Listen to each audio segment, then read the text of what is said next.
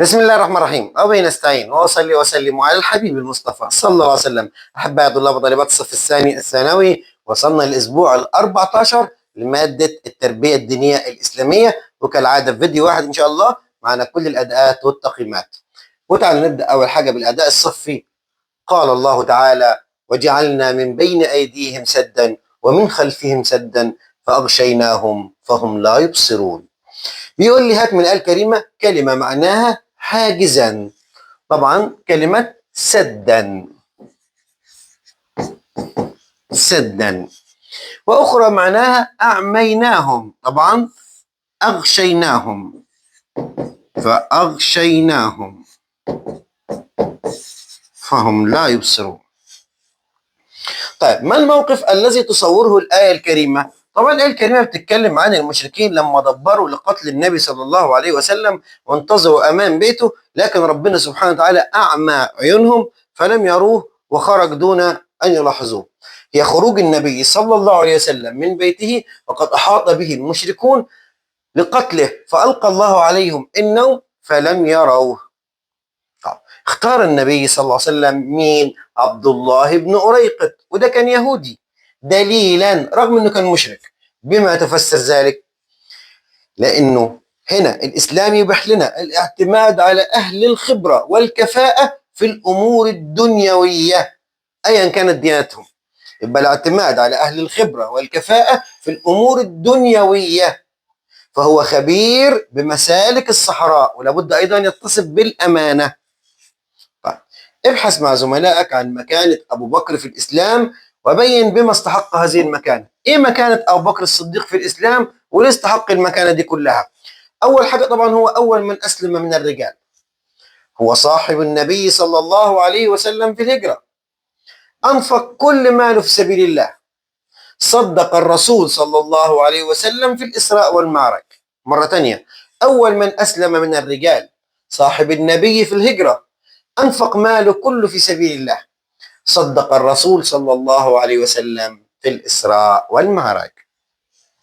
التخطيط السليم أساس النجاح. بين كيف أدت المرأة دورا بارزا في نجاح الهجرة النبوية. كان للمرأة طبعا دورا بارزا في نجاح الهجرة والتخطيط لها. كانت أسماء مسؤولة عن إحضار الطعام والشراب وتوصيل الأخبار. يبقى المرأة كان لها دور بارز في نجاح الهجرة، وده من خلال التخطيط. إيه دور المرأة؟ يتمثل في أسماء بنت أبي بكر، كانت مسؤولة عن إحضار الطعام والشراب وعن توصيل الأخبار، فكانت تشق نطاقها، الحزام بتاعها نصفين، نصف فيه الطعام ونصف فيه الشراب، لذلك سميت بذات النطاقين، ذات النطاقين. السؤال الثاني،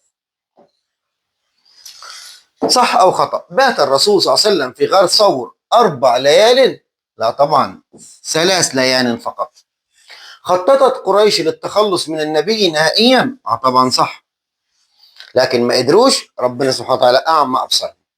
أمر الرسول صلى الله عليه وسلم بالهجرة إلى الطائف؟ لا طبعا، أمر بالهجرة إلى الحبشة، ده في البداية، وبعدين إلى يثرب.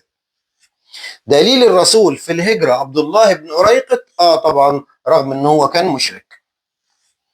نام في فراش النبي صلى الله عليه وسلم ليلة الهجرة علي بن أبي طالب؟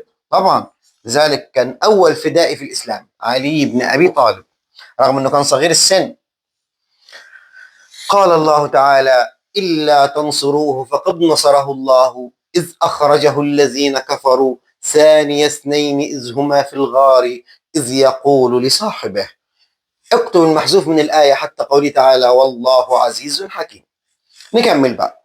إذ يقول لصاحبه لا تحزن إن الله معنا وأيده بجنود لم تروها وجعل كلمة الذين كفروا السفلى وكلمة الله هي العليا والله عزيز حكيم. مرة ثانية قرآنية.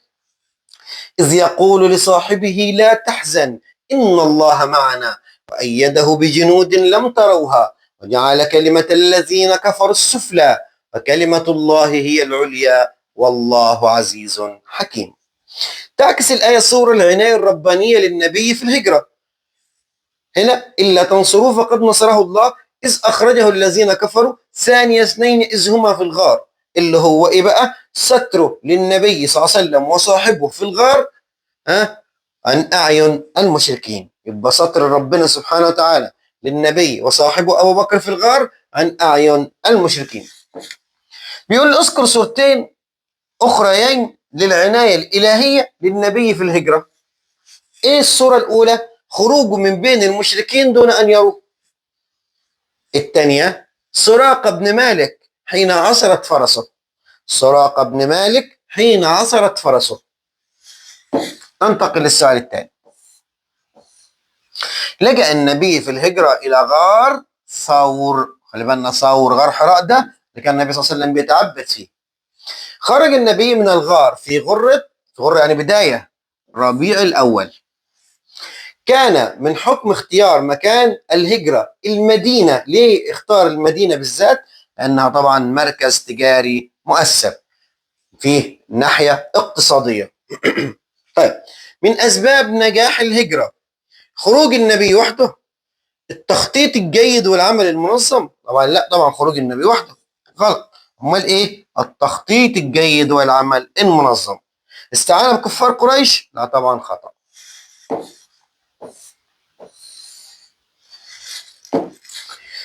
فيما تمثل دور المرأة في نجاح الهجرة؟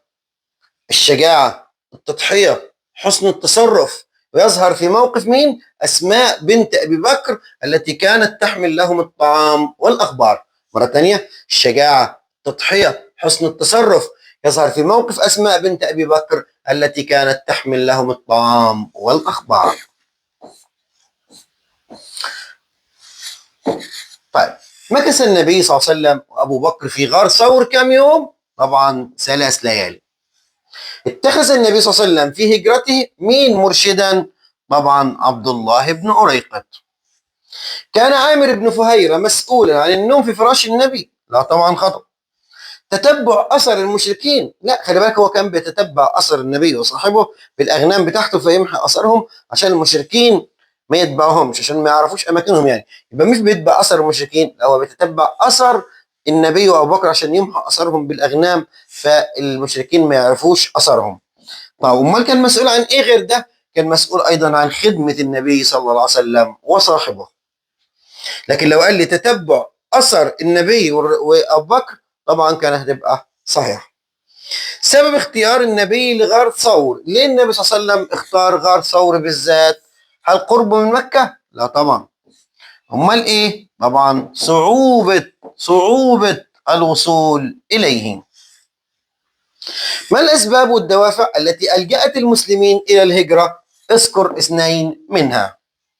إيه أسباب الهجرة؟ 1. شدة إيذاء المشركين للنبي صلى الله عليه وسلم والمسلمين. 2. عشان ينشروا الدعوة في أرض جديدة وتأسيس الدولة الإسلامية. يبقى شدة إيذاء المشركين للنبي والمسلمين، وعشان ينشروا الدعوة في أرض جديدة وتأسيس الدولة الإسلامية. السؤال الثاني. لجأ النبي في الهجرة إلى غار ثور. الذي نام في فراش النبي صلى الله عليه وسلم ليلة الهجرة هو علي بن أبي طالب. كانت أسماء بنت أبي بكر تلقب بذات النطاقين. اتخذ النبي صلى الله عليه وسلم وصاحبه بداية الهجرة إلى إيه؟ طبعا إلى غار ثور، كان جنوب مكة. لما وقع الاختيار على يثرب؟ ليه النبي صلى الله عليه وسلم اختار يثرب بالذات عشان يهاجروا إليها؟ أول حاجة نشر الدعوة بها بعيدا عن اضطهاد أهل قريش. ثاني حاجة موقعها الجغرافي وقدراتها الاقتصادية. ثالث حاجة وقود قبائل الأوس والخزرج اللي كانوا بيحتاجوا إلى من يصلح بينهم. يبقى 1. لنشر الدعوة بها بعيدا عن اضطهاد قريش. 2. موقعها الجغرافي وقدراتها الاقتصادية. الثالثة وجود قبائل الأوس والخزرج كانوا يحتاجون من يصلح بينهم، وكان النبي صلى الله عليه وسلم هيصلح طبعا بينهم، ده يعطي له مكانة كبيرة ويساعد على نشر الإسلام. كده أحباب نكون انتهينا من التقييم ال 14 لمادة تربية الدين الإسلامي. عايز يسألني يا مستر ويد هو هنخلص مش هنخلص ولا إيه؟ احنا وصلنا ل 14. أقول لك لسه في كمان تقييمين معانا إن شاء الله لغاية ال 16. انتظرونا في القادم، وإن شاء الله هننزل في الفترة الجاية بمراجعات مهمة جدا جدا للغة العربية، وكمان إن شاء الله لمادة التربية الدينية الإسلامية مش هيخرج عنها الامتحان. هنحل معاكم امتحانات المتوقعة إن شاء الله. انتظرونا في القادم، وفقكم الله.